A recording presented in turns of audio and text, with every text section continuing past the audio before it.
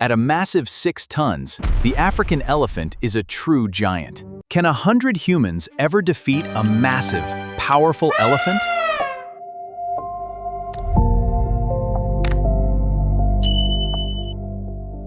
No weapons, no tools, just bodies, hands, and numbers against 6 tons of muscle, bone, and tusk. It sounds absurd on the surface. 100 against 1 should be over in seconds. But let's set the rules first, because the rules are the only thing standing between a fair question and a stupid one. Our elephant is a fully grown African bush bull, the largest land animal walking the earth today. He weighs around 6,000 kilograms. That's roughly the weight of a city bus, balanced on 4 legs, moving under its own power.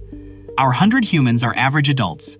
No athletes, no soldiers, no training, just people, pulled off the street, given nothing but their own 2 hands. The battlefield is open savanna, flat ground, no trees to climb, nowhere to hide, no spears, no ropes, no rifles, just this, one massive animal, 100 pairs of hands. And one question neither side can walk away from until it's answered. Let's start with what the humans bring to this fight. Numbers, coordination, grip strength. A single human hand can generate a crushing grip of around 30 kilograms of force. Multiply that by 100 people grabbing at once, and you get something that starts to feel less like a crowd and more like a single organism with 200 hands. Humans are also remarkable endurance machines, capable of sustained effort in heat and stress that would break most predators on the planet. Could that be the deciding factor here? Let's find out. Now for the elephant. And this is where things get serious. Fast. An adult bull elephant can run at over 40 kilometers per hour when provoked. That is faster than the fastest human sprinter alive today. Usain Bolt's recorded top speed sits around 44 kilometers per hour, but only for a few fleeting seconds before he slows. The elephant can hold a comparable pace for much longer, covering ground with a stride that eats up distance most humans can't even picture. There is no outrunning this animal in a straight line. There is only standing your ground or being run down from behind before you even hear it coming. Here's where the first stage of this scenario begins to unfold. Picture the 100 humans forming a loose circle, closing in from every direction at once, the way ants might surround something far larger than themselves. The elephant doesn't wait to think it over. Elephant behavior researcher Joyce Poole, who has spent decades studying African elephants in the wild across Kenya and beyond, has documented again and again how a threatened bull doesn't retreat and calculate. He charges, head down, ears flared wide to look even larger, tusks forward, aimed like blunt spears, and when 6 tons of committed animal picks a direction, nothing standing in that path survives contact unless it moves first. So the first wave of humans scatters, and not everyone makes it clear in time. Some get clipped. A single swing of an elephant's head, or one sweeping strike from the trunk, carries enough raw force to send a full-grown adult flying several meters through the air. The trunk alone, made of roughly 40,000 individual muscles working together, can lift over 300 kilograms in controlled conditions. That's not an exaggeration for dramatic effect. That's a documented biomechanical fact, confirmed repeatedly by researchers studying elephant musculature in captive and field settings. One trunk strike, delivered with intent, could end this fight for several humans in a single motion. But numbers still matter, even now. While the elephant deals with the humans directly in front of him, others are already closing in from behind, out of his direct line of sight. This is the second stage. This is where the crowd starts to use the one thing the elephant genuinely cannot do. Watch every direction at once. Elephants technically have a wide field of view, close to panoramic once you account for how their eyes sit on the sides of a massive skull. But their actual eyesight is famously poor for an animal this size.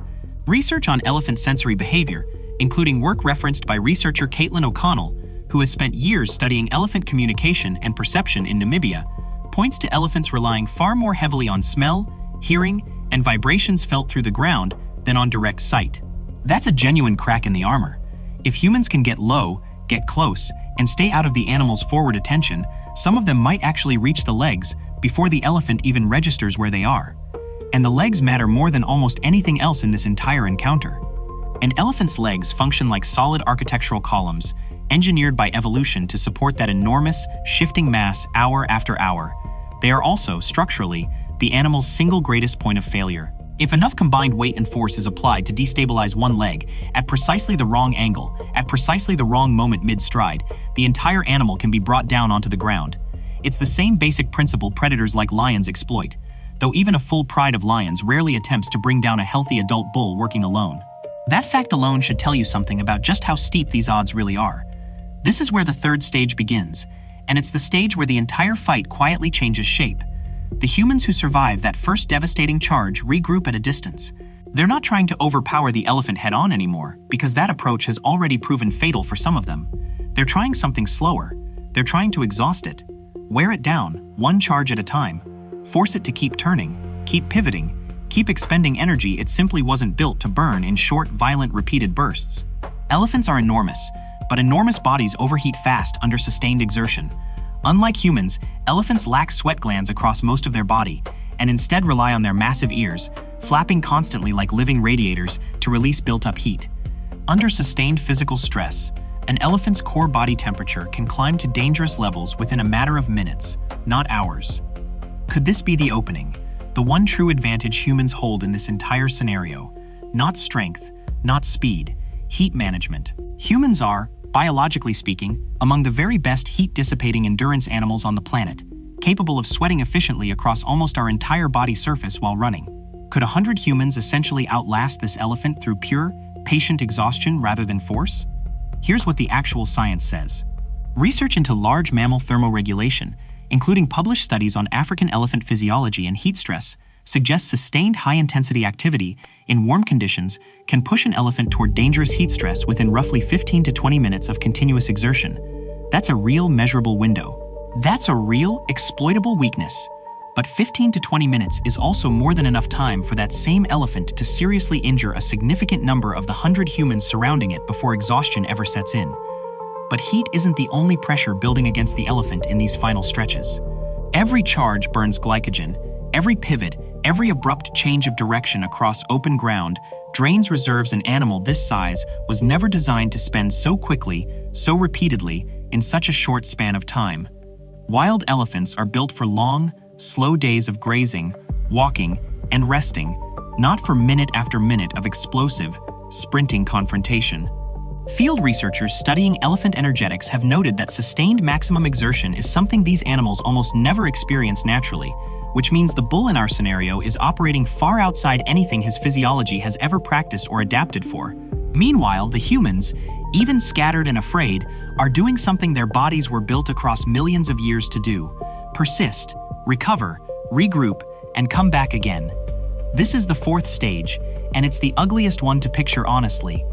Because winning this fight was never going to mean walking away unscathed. Even if the humans eventually succeed in exhausting the animal, tripping it, and pinning it down through sheer combined body weight, the cost of that outcome is severe.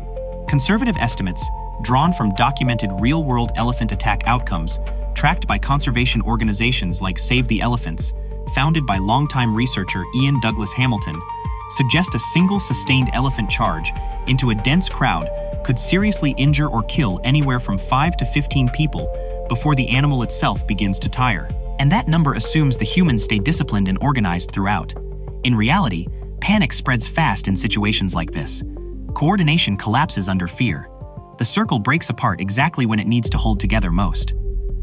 So here's the actual answer, laid out plainly.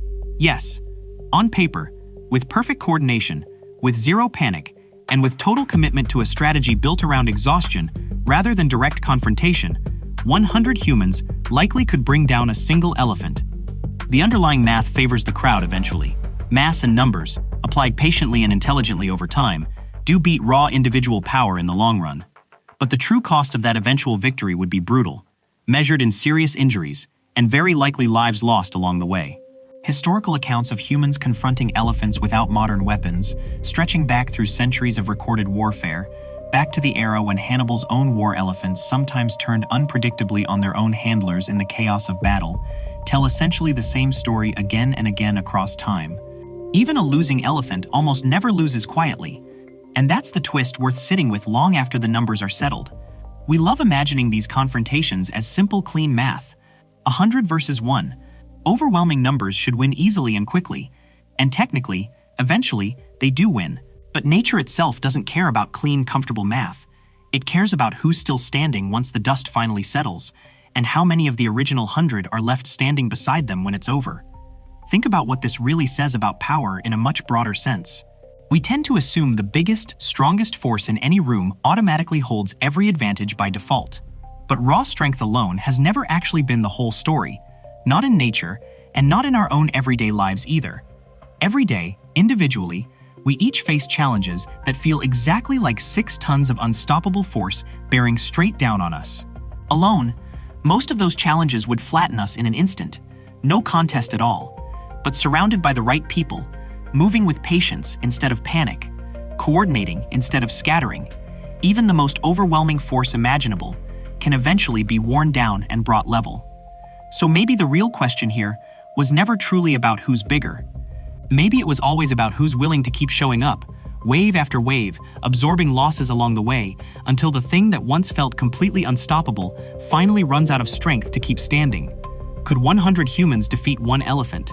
The answer is yes, but only if none of them ever had to stand there completely alone.